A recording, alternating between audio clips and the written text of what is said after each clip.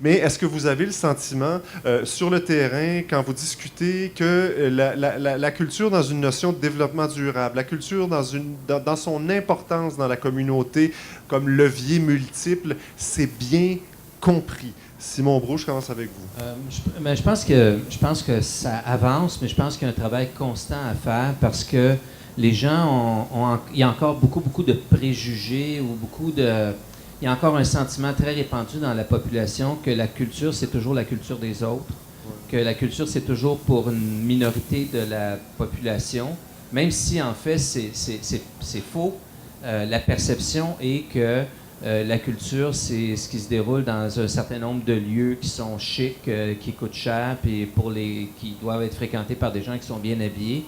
Donc, toute cette vision-là de quelque chose qui appartient à une élite, qui était la réalité quand même des siècles passés et qui est encore une partie de la réalité aujourd'hui, c'était encore là. Donc, il y a beaucoup de gens qui nous disent moi, la culture, peut-être, j'avais été à l'école, peut-être je connaîtrais ça. Pourtant, ils jouent de la musique, ils font toutes sortes de choses qui sont de nature complètement et totalement culturelle. Donc, il y a une espèce de travail à faire pour qu'on s'approprie les mots, pour qu'on les comprenne mieux.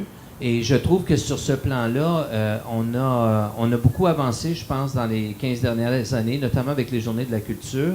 Quand j'ai écrit mon livre, je raconte cette histoire-là, que la première chose que les publicitaires nous ont dit quand on a créé les Journées de la culture, appelez donc ça autre chose que culture, parce que ça fait fuir les gens. Puis là, on leur a dit, nous, on trouve que le défi, c'est précisément de faire en sorte que ça devienne un mot aussi quotidien que le pain, que la confiture, que je sais pas quoi d'autre. Mais je pense que c'est un travail à faire. Et je pense aussi, évidemment, qu'il y a toujours des manifestations dans la société qui sont repoussantes pour les gens qui veulent s'intéresser à la culture. Il y a toujours des attitudes de snobisme ou de mépris. Il y a toujours des gens qui aiment faire la leçon.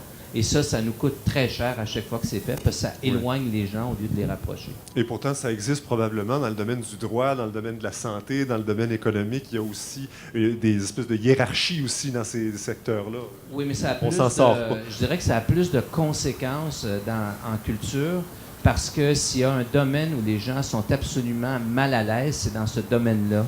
Et moi, pour rencontrer depuis 30 ans des politiciens de sortes de monde, je me rends compte à quel point, sauf quelques ministres de la Culture que j'ai rencontrés au Québec, quelques-uns, en général, des gens qui sont titulaires des portefeuilles culturels se sentent eux-mêmes jugés sur leur goût, sur leur connaissance, dès qu'ils rencontrent un artiste, dès qu'ils rencontrent un spécialiste. Il y a une espèce d'insécurité sur ce qu'on devrait comprendre ou ne pas comprendre.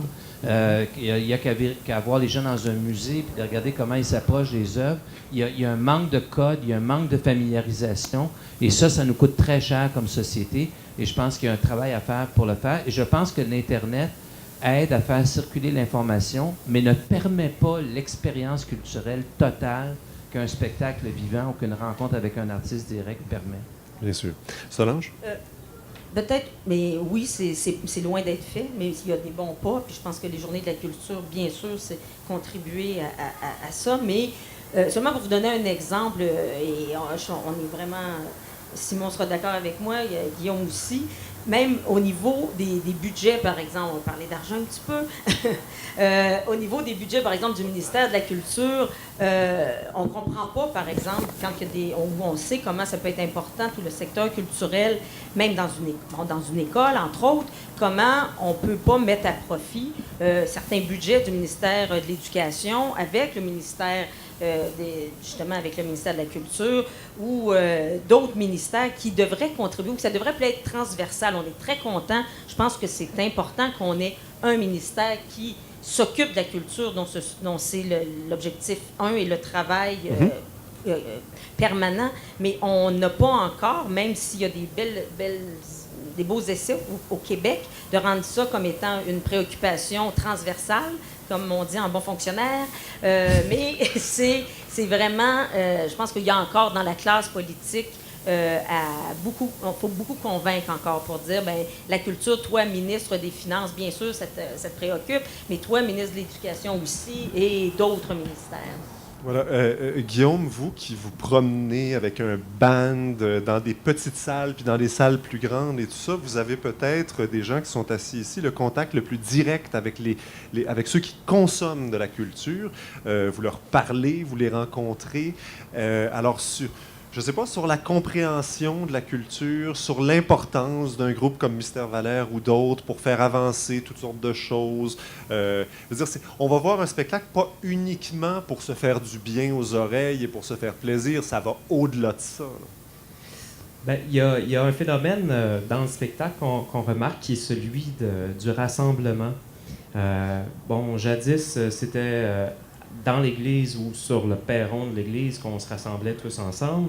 Ça l'est de moins en moins ici, mais on a toujours ce besoin-là. Même à la télévision, qui, semblerait-il, semble diviser les gens en isolant les gens dans leur foyer, il y a quand même quelque chose de religieux au sens relégaré du terme, c'est-à-dire se rassembler. Ils se rassemblent sur Facebook ou sur Twitter pendant qu'ils regardent. Pendant qu'ils regardent la Grande Messe, par exemple. Alors, pour ne pas la nommer, je pense à Tout le monde en parle, mettons, qui est la Grande Messe du Québec. Ben, je pense que ça a en fait, d'abord, c'est une vitrine qui permet aux gens de se découvrir en tant que société, mais aussi d'échanger. Et c'est là que je reviens à la technologie encore. C'est le fun de voir les gens faire j'allais dire tweeter, mais est-ce qu'il y a vraiment un mot pour dire tweeter en français? Ben là, il semble que tweeter soit passé dans le langage. Gazouiller, ouais, mais gazouiller, ça n'a pas été récupéré beaucoup. Mais je veux revenir aussi sur un autre point, c'est qu'on parle souvent de rentabilité dans notre société, puis on le voit beaucoup avec notre gouvernement conservateur canadien à l'heure actuelle. La rentabilité n'est pas seulement qu'économique, elle est aussi sociale. Et c'est souvent par la culture que ça passe. Parce que le fait d'investir dans un spectacle permet aux gens de se déplacer, de se transporter, de se nourrir au restaurant autour d'une salle, de consommer de la bière, du café, peu importe. Il y a vraiment toute une espèce de vie économique autour de ça. Et malheureusement, ça n'a jamais été démontré scientifiquement, mais il semblerait-il que $1 investi en culture en rapporte $1,40 en général. Bon, c'est sûr. Alors, j'aimerais bien que quelqu'un me donne la source officielle, mais quelque part, $1 investi en culture permet aux gens de vivre une expérience. Que ce soit l'expérience de découvrir un immigrant chez nous, l'expérience pour un immigrant de découvrir la culture locale. Alors pour moi, je pense que l'investissement dans la culture a des répercussions, il y a des dommages collatéraux positifs, donc des avantages collatéraux. Voilà.